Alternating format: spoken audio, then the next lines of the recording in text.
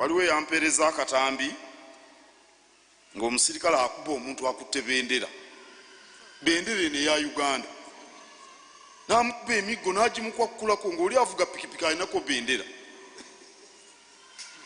Temulaba nti ebyo si bituufu n'akamu.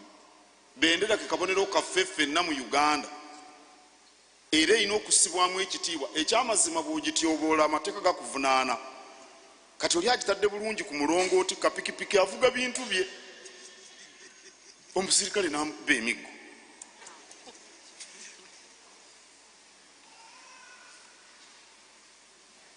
Abakwatibwako bwe baneefuula bannampulira zibi,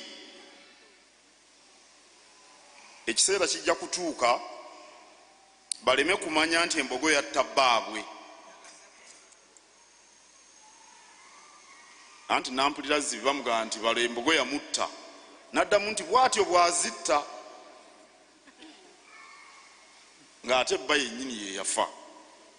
Baba bakugamba beera mwegendereza, wulira bye bakugamba obisse mu nkola.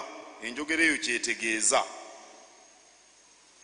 Nze mbakubiriza okulonda bwe kutuwa 15 mugende mulonde.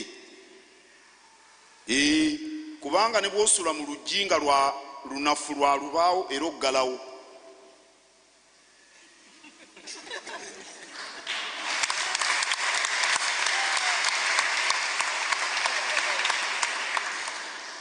Kubanga ebitweraliikiriza tulaba bingi.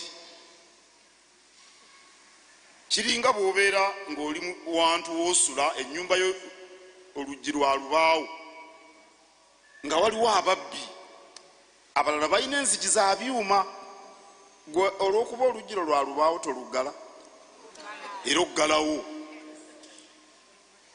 Emitendera gy'abagenda okulondebwa mingi. Waliyo okulonda pulezidenti. Temulina pulezidenti gwe mwagala kulonda?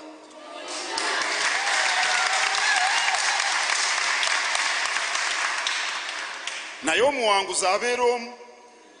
Bw'atawangula waakiri omubaka wa paalamenti gw'oyagala anaawangula. Waakiri omubaka wa paalamenti gw'oyagala bw'atawangula, waakiri ssentebe wa disitulikiti gw'oyagala anaawangula. Waakiri omukiise mu lukiiko olw'eggombolola oba anaawangula. Anti tezifudde, mugende mulonde.